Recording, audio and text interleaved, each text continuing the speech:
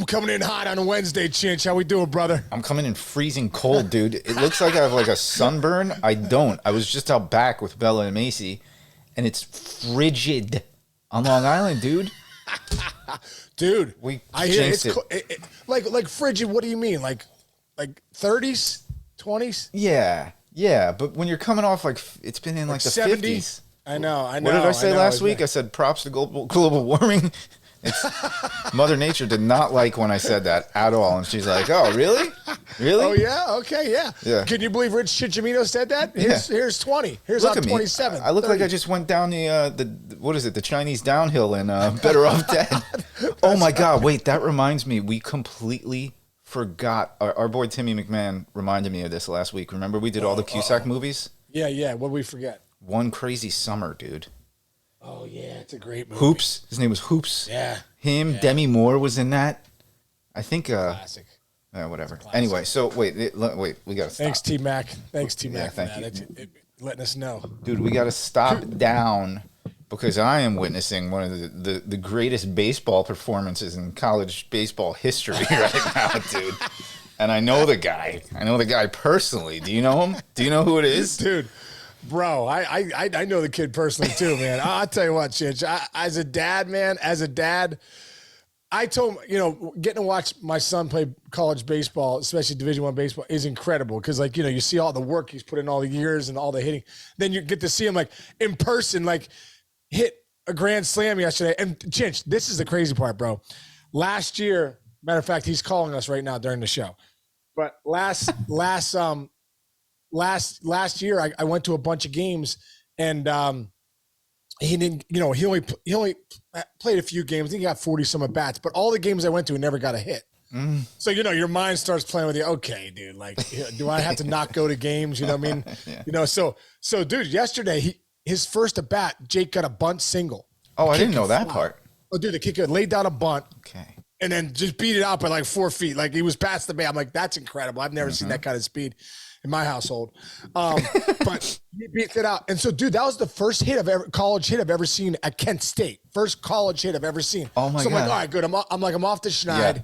Everything's good. And then he comes up the next at bat, grand slam. So I'm like, oh, boy, here we go. Mm-hmm. And then he comes up next at bat, 3-run homer. I'm like, let's get it. Yeah, and so by the way, incredible. First one, buggy whip pull job into the gap. Second one, holy stromboli, dude. He hit it so well that it looked like he didn't even know what. It took him a couple seconds for it to register that. Oh my God, I have to start running around the bases. That's a little pimp. It was a little pimp in there at the beginning. No, that's okay. That's okay. I don't do that. Is it okay? Is it okay? I don't know. You're the dad. Nowadays, you make the decision. Nowadays, it seems like it's okay. But I said when we played not that long ago, bro, you're wearing one right in the ribs, or somebody is. See, I don't know if that was a pimp job. It was just boom, I got it, and it's just that. Oh, look what I just did, and I go, oh. I don't think it was. You tell me. It had the feeling of Griffey. You know when Griff used to hit those to right field, and he would just stand there and go, It almost like you lean back on it. Yes. You lean back. Dude, that was pretty nasty. I told you yesterday. I'm seeing even a little Cano in that swing now too. Yeah. There's a little there. I do have a question though. It's just fun. Yeah. So it sounded like pretty good crowd in there for midweek. What was yesterday? Yeah. It was the home opener for Kent State, 200 people. But here's what, so I'm thinking, okay, so there's 199 other people not named Sean Casey in the stands, right? And so I remember, when I was in college, I'd be like, oh, you see that guy right there? His dad is whoever. So there's automatically a little start, a little shine on Jake for to perform. But now the best part for me is I'm watching the thing, but you just hear this husky voice in the background going, let's go! So now I can only imagine being the other team's there and they turn over and they just see Sean Casey screaming, doing his devil horn screams. Bro, what is that like? Well, dude, for me, it was when he hit when first grand slam, when he hit it, I'm like, oh, that's, I thought, I knew it was gone. But you just don't know, and I see it going. It's 355 in the gap, but it's a high wall. High wall that was, yes. Yeah, and you're like, all right, I keep going, and I kept seeing the right fielder going back, and it went over, and I was like, wow, that's incredible. And dude, you don't even care at the moment. You're just you feel like you're the only person in the crowd. You did you're the nothing dad. You're wrong. like, I know, and me too. But I think a lot of people were cheering, so hopefully it wasn't so obvious. I was really yelling into my phone. But it was great, man. And So cool. Jake's mom was there, with some of her family. So it was just a good vibe. So for him you go out to dinner after and then go home? I went to dinner with him afterwards. Yep. When I was in college, my favorite thing in the world was that you have the double headers, especially on the weekends, and the parents, especially. I grew up on Long Island when played college baseball in Manhattan, so it was like only a 40-minute drive for my parents. So they went to every home game, and so did a lot of my friends who came from Long Island to play there. And like, we would go to this place, West End Grill, 113th and Broadway. Yep. It's not called West End anymore, shame. But we would go there and it'd be like 3 or 4 of the guys on a team, and then 3 or 4 groups of parents. Dude, that was probably my most enjoyable part of my college career. Was like, wow, I got my friends here. We just played some baseball, and all our parents are there. And then, those are, by the way, you have lasting friendships for the rest of your life with some of his teammates' parents now, forever. Yeah. Forever. Those are some of my parents' best friends are baseball parents. Yeah. It's so cool. It's so true. We went into this place afterwards, like called Ray's Diner or something. Yes. A little grimy place in Kent State, and a bunch of the guys were there. There's probably 6 or 7 teammates with their parents. Hey, what's going on? Hey, way to swing, a nice job. And it was just, you're right. It was really cool to kind of be in there with everybody. This reminds me of one of my favorite stories ever. Remember I told you my friend Joe, who gave up the 7 runs in a half of an inning once? Well, he's also one of my best friends in the world. Now, this was our freshman year, our spring trip we're on, and, we were freshmen. I don't even think we had played yet. It might have been like the 3rd game of the year. I got to start, and Joe came in relief. And I wound up getting 2 hits, stealing a couple bases, and scoring the game-winning run. Joe came in and closed the game out for an inning. And so we get back to to the hotel, because we would go down to Boca, on our spring trip. Yep. I get back to the hotel, and literally, the game ends. You go, I think sometimes, you go back even in your uniforms, and you go up and shower. Oh. We get back to the hotel, and all the parents are. We got to the hotel bar, the lobby bar, whatever. Yeah. My mom and Joe's mom were hammered. We're boxed. Hammered, and it was only like. It was only like 5 o'clock. Yeah. Oh, forget about it. It was only 5 o'clock, but it was only like they had only been at the bar for like 35 minutes, and they're crying and hugging, and we're like, "What are you two doing?" And they're like, "We're just so proud of you boys. We're just so proud of you boys." I'm like, "Mom, it's like 4:30 in the afternoon on a Tuesday in Boca Raton, Florida. What is this? Early bird." That's so great. That's a great memory that just popped into my head. It's so great. Yeah. It's so great. Yeah. You're right though, bro. I was thinking. Well, I think I said this the other day, but I said to my dad, I'm like, "Dad, you're the luckiest man in the world. Like your son played in the big leagues, college, all those years. Like you got a chance to watch him all the time. Like watching Jake yesterday. You're watching your son. It's just I'm more nervous watching him than I ever was playing in any at bat I ever had in the big leagues. But just because you want to for your kids, you want. You want happiness and sunshine. You want happiness. You want goodness. Yeah. So, but it was just, dude, change. I felt like I was on cloud 9 yesterday, dude. And bro, like you were talking about that feeling, couple knocks, get the W with your buddy. He gets the win. You go back to the hotel. That feeling of going back to the hotel, going, can't wait. Hey man, job well done, Lane. You just feel so good. Nothing like a couple knocks, bro. You know what I'm saying? Yeah, it's different. It's still nice going back, but like the 0 for 4 with 3K day, it's like, all right, just don't worry about it. And then your kid's probably sitting at the table like playing with his food on a bad day. It's good on a good day. Anyway, and everybody telling you get him next time. I'm like, I don't want to hear that. Like, go home. Go home. Don't show up. Now, speaking of baseball memories being made, this one tweet blew up because this person summed up a visual that everybody saw yesterday so perfectly. It was just a fan that just wrote, "That's as American as it gets," and it's Mike Trout, Mookie Betts, and Ken Griffey Jr., and this is what the WBC brings us. This is the special part about that. You mentioned it before we came on, like. It's just baseball. It's just so cool. It's like we get to see a full month of all-star games. I think it's a brilliant thing, and it's pretty cool visual. I think that picture was so cool. And also, it's so cool for me seeing Junior, being buddies with him, playing him for 6 years. Like when I played with him for 6 years, I knew I was looking at greatness. I just knew that he's Jordan. He's the best. But now to see that torch, like, oh, there's Griff as the hitting coach for the WBC, and there's Mike Trout, who's this generation's Griffey, and there's Mookie Betts, who's one of the best players in the game, MVP, all that stuff. And then he's walking over, and then there's Arenado, and there's Goldschmidt, and there's Schwarber, and then there's Trey Turner. Like, this is, if you're a baseball fan right now, bro, just to see those guys together, wearing the blue practice jerseys with their names on the back, man, it gives me the chills. That picture gave me the chills, and just seeing those guys together gives you the chills. And you know what I was thinking, Chinch? You know this feeling, bro. When you get together with when you're in high school, you're in college, you get together with an all-star team. And I was thinking about Trout and Griff and these guys getting on that flight. Hey, on March 8th, I got to be in, wherever those guys are. I don't know if they're in Arizona or Florida. Yeah. I got to be there because WBC's starting and the all-star team, the WBC team's getting together. And when you go to your locker and you see that jersey, Casey or Chinchimino or Trout, you put that jersey on a little different. Like, it's a little different now. Like, these are the best. As a matter of fact, I felt like that at the all-star game. When I think about it, my first all-star game in 1999, you walk into that, I'll never forget it, walk into that clubhouse at Fenway Park, and I looked to my left, and Vlad Guerrero's there. Now, Vlad was young, too. It was his second year in the league. So I was like, oh, man, okay, cool, Vlad's here because we're both young. Then I looked to my right, Mike Piazza. Then I looked to his right, Jeff Bagwell. Then I go down one more, Matt Williams. Then I go down one more, it's Randy Johnson. Then I go, and I'm sitting there going, wow, this is the best players in the world are in this clubhouse right here.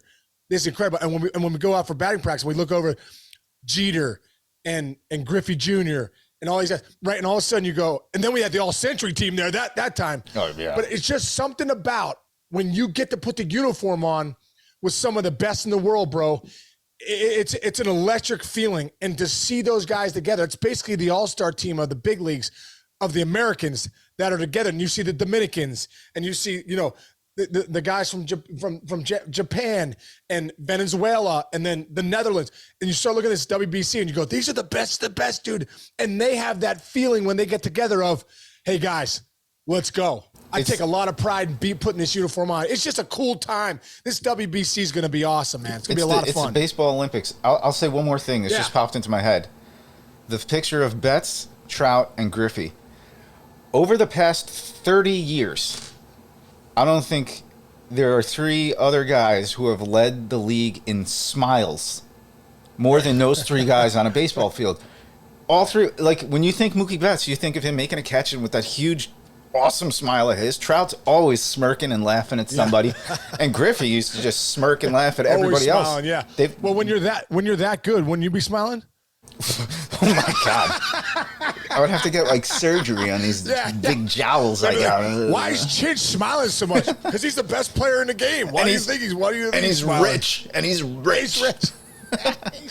Yeah. Anyway, so good, that's crazy good stuff. Man, there's so much else to talk. Also, too, I'm excited for D-Row because we had a conversation when he called me when Junior was, when his coaching staff was announced, and he was given the coaching staff, and I think the one guy he picked was Brian McCann, B-Mac's on the staff, and D-Row was allowed to pick one guy. Yeah. But Junior being the hitting coach too, man, like to have Ken, to look in that dugout and see Ken Griffey Jr. as your hitting coach and the vibe that he brings and all that stuff. It's just, when even guys like Trout and Betts and the Aaron Rodgers, these guys, the best players in the game, they look down. That's Ken Griffey Jr. Mm-hmm. I don't care who you are. I don't care if you are Mike Trout or whoever. You're the best in the world right now. That's the guy you were looking up to when you were growing up. You had the Griffey, shoes when you were growing up, the swingman shoes. Like, that's the guy. That's Jordan. So I just think it's really cool for, even though you're one of the best in the world, you're still playing. You're now looking at a guy that did it year in and year out, 600 plus home runs, right? Highest total ever, close to the highest total ever for Cooperstown. Yeah, I remember when the All-Star game was in Miami, they do that awesome Futures game. And I remember Cliff, our boy Cliff Floyd, being one of the coaches on that team. And I remember I was sitting behind a dugout watching the game and watching all these high school kids look and go, and go, oh my God, that's Cliff Floyd. And then you think about the level where Like Mike Trout is sitting there going, "Wow, that's Ken Griffey Jr." Exactly. That is the ultimate of how Isn't great that of a player yeah. Griffey was. You know, Yeah. And So there's cool. no doubt he's saying that. I remember being in Cincinnati when we were playing, like Johnny Bench would come around, you know, and I'm been at all-star games. Griffey's on our team. Dunner, there's some great powerhouses. Oh, it's Johnny Bench. And you know, if Rose would, there's Pete Rose, or hey, Dave Concepcion is here, and Tony Perez. Like, as a player, even though you're in the big leagues, you know the history of the game. You know the creme de la creme. And like, I think it's really cool that Mike Trout is in that picture. He thinks it's cool that he's next to Ken Griffey Jr. I'm sorry. Great point. I'm Great sorry. point. Yeah. All right. So cool. Now, spinning into a different direction, speaking of greatness, we got action in the NFL, dude. First of all, yesterday was one of the busiest days I've had in like years. Really? Yeah, dude. You're busier in the offseason, it seems like. Well, no, I like this kind of, it didn't sneak up on me personally, but like yesterday was when they decided to put the franchise tags on guys. So like they put the franchise tag on Lamar Jackson, and then a couple other guys trickled in. Oh, Daniel Jones did not get the franchise. Saquon Barkley did for the Giants, and they signed Jones for a long-term deal, which seems as if it would upset somebody like Barkley, because a running back doesn't have as much of a shelf life. So he probably quote unquote needed a 3-year deal for his career more than Jones did. They flipped it the other way. We'll see where that goes. But the news is everybody on the Jets, the entire brass, ownership, GMs, front office, probably like the mascot, you know, they got on a plane, and they are in California visiting with Aaron Rodgers right now. Dude, what are they doing with him? What restaurant are they going to? Seriously, That's where do you take him? Where are you taking Aaron Rodgers? Are you taking him on the water? Are you taking him to Ruth Chris Capitol Grill? Are you taking him? Are you taking him into a seafood? cave? He just came out of a cave for 5 days. That's right. So I guess you don't have to impress him that much. Yeah, I could see Aaron Rodgers being in a cave, meditating for a few days. Good for him, dude. Trying to get his mind right, figure out where he wants to go. Yeah, but this is something, man. This is something. Dude. If he wants up a jet, that would be interesting. Dude, Chance, what are they saying? Like, are they looking to sign him to a long-term, like is it a long-term deal? Is it a short deal? It's much is trickier than that. It's trickier than that end? because he is still a member of the Packers. So you're talking trades, you're talking. So are you draft allowed to picks. do that? Are the Jets allowed to meet with him? Yes. If he's a member of the Packers? Yes, they are, because it's a mutual thing. I mean, his situation is way more unique than what the third string quarterback of the Eagles is doing right now. Like, but like there's check boxes that go off, because I don't think it seems what most people are thinking is like the Packers have already moved on from him. They got that kid, I'm forgetting his name, who came out and showed some stuff last year, and he's been backing up Rodgers for a couple of years. I think they're ready to move on, and I don't want to say fully rebuilding, but in that kind of rebuild mode. So like it had to be a mutual agreement. Like, yeah, Jets, go talk to him and let's get this deal done, because Rodgers has a lot of like chips in his. He could retire. He could retire and then go through a whole year, and then that year goes. And then he can come back again if he wanted to the year. Like the whole Brady saga, the guys who are the most elite, you see it in baseball. Like you doing negotiated contract was very different than the way Ken Griffey Jr. contract was being negotiated. Nothing, no offense to you, but like no, dude, totally. Everybody who needs to jump through the hoops to get major things like that. But it's funny, Jets fans are so miserable because it is a comp, but like they got Brett Favre, and Brett Favre didn't work out for them, so it was like. Right. Of course, they're always going doom and gloom, but I'm telling you, you put Aaron Rodgers on that Jets team, you might be looking at the next Super Bowl since Joe Namath for those dude, people. I think the Jets are built to win right now. I think they got the right coach. I think that they got all the position players. Their specialty players are legit. Their defense is great. Yeah. They're built to, and Rodgers was just the MVP 2 years ago. So it's like, this guy's still legit. I think it's a different situation than what Favre went into with the Jets. I don't think the team that Favre went into was as good as also what Rodgers would be going into. So I think that's a huge point. But also too, bro, in life, if you don't need other people, you're dangerous. Yeah, we were talking about that off camera. You're dangerous. Like the most dangerous place you can be is when I don't really need you, man. I know you want me. That's cool, but I don't need you. Aaron Rodgers doesn't need anybody. He could walk away tomorrow with a Super Bowl title, with a couple MVPs. He's going to go into Canton. He doesn't need anybody. You know what I mean? Mm-hmm. So the Jets need him. Other teams need him. The Packers probably still need him right now. So Aaron Rodgers is a very dangerous person right now because he doesn't need anybody. Love it. And people are coming calling, you know? Great point. And then, there was Tom Brady sent out a tweet because people are rumoring, like, maybe he will come back again, which, like, that gets annoying hearing that. He tweeted out something. He's like, anyone who thinks I'm going to come back doesn't realize how much time it takes when you get your 10-year-old daughter a brand new kitten or something like that. Like, he just got his daughter just got a kitten, and he said the house is being torn up, whatever. He hasn't even thought about football. He's just trying to keep his house in order because the cat's peeing and doing all the stuff your cat used to do to who'd your cat pee on? Not you. Oh yeah, Spaz peed on my my mother-in-law at the time. Oh yeah, no, but then didn't you drop what? When did you drop the cat litter? Didn't you drop? Oh my God, Todd Walker. Tell that again. Todd Walker, that's such a great story. And if you haven't seen that episode, go see that episode. That's one of the first episodes we did. Go back in the Mayor's Office archive. I want to say Walk was one of our first guests, maybe the second guest after done. It's maybe episode 9 or 10. Todd Walker gets traded to the Reds in 2002, and we're talking, and BP one day he's like, "Yeah, I got to try to find an apartment somewhere." What I had already rented an apartment because I was building a house in Cincinnati. It wasn't ready yet. So we were like going to live half a year in the apartment and then a half year into the house because it was ready. So we were already in our house, and we're waiting for we've been out of the apartment for about a month, and we're waiting, just sitting there. We're paying the rent, and then when the season's over, we're done. Whatever. So I'm like, "Hey, Walk," I was like, "I got an apartment for you, bro." I was like, we've been in there for 3 months. We haven't been in there for a month, but for the last couple months, you and Katie, you could stay here. I don't know if they had kids at the time. They did. I had 2 kids. No, Katie was pregnant. She was pregnant. I knew that. She was pregnant. Yeah, she's really pregnant, like 9 months pregnant. So anyway, they come in. So, Chich, I haven't been in this apartment in about a month, right? So Todd Walker comes in, welcome to the Reds, bro. Here he comes. I'm like, all right, Walk, come on up here. Check, look how nice this room is. Look at all the room you got. Meanwhile, it's an older apartment. It's like one of those ones where you walk in, it smells like mothballs. Like, oh man, it's like this. I think there's some mold in here, but you don't care because it's like $1,200 a month.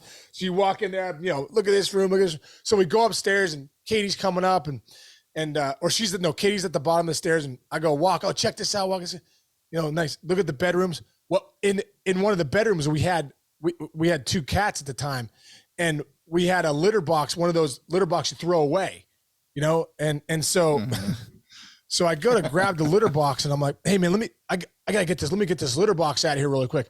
Well, I carry the litter box, Chinch, over to the stairs. Right when I get to the stairs, freaking thing explodes. There's so much pee and poop at the bottom of this litter box. It's been sitting there for a month. Boom! Freaking absolute hurricane comes out the bottom of the litter box. Freaking cat poop just starts. When cat poop gets hard too, it starts bouncing like the Incredibles, like boing, boing. So it's like cat poop going down the stairs, and like Katie Walker, who's like 9 months pregnant, is like trying to. It's like hit pelting her like it's like hail. It's like she's getting annihilated by the cat poop. And she's like, ah. And meanwhile, being pregnant, like you want to stay away from cat litter. It's like one of the number one things. Like they're like, all pregnant women do not touch cat litter. Not only is she touching the cat litter, cat poop from a month is incredible off her head. Now, Todd Walker is like sliding down the stairs because the litter's underneath his feet, and he's like, whoa. And he's like going down the stairs. I'm like, Walker, are you all right? I'm like, oh my God, the cat litter. And I'm holding the box. It was like one of the most embarrassing moments there. It smelled so bad too, like the old cat pee, like so disgusting. So anyway, I go and I look. I remember like standing there, with the cat litter box. Obviously, it's exploded everywhere. Katie start crying down below of the cat poop hitting her. Todd is kind of mortified. Like, are you serious with this apartment, you guys? It smells like mothballs, and you just exploded a cat litter. And so he's standing there, he almost fell down the stairs. He had to grab onto the side like it was the Titanic going down. He's like, ah! So I'm like, I look at him, I was like, oh, I'm so sorry. I had no idea this is going to happen. I don't know if you guys still want the apartment or not. But, you know, so they ended up not renting the apartment after all. Oh my God. I have tears. They ended up going to another apartment complex. Cat poop incrediballing off a pregnant woman's head, you just said. Oh my God. You never thought you'd say that term. Oh man. I don't even know. Oh my God. There's nowhere to go. Let's end there. We talked about good stuff. Let's end on a high note, dude. We have a lot more to talk about moving forward, but we gotta end on that. Take that into your what is today? Wednesday? Take that into your Wednesday. Take it into your Wednesday.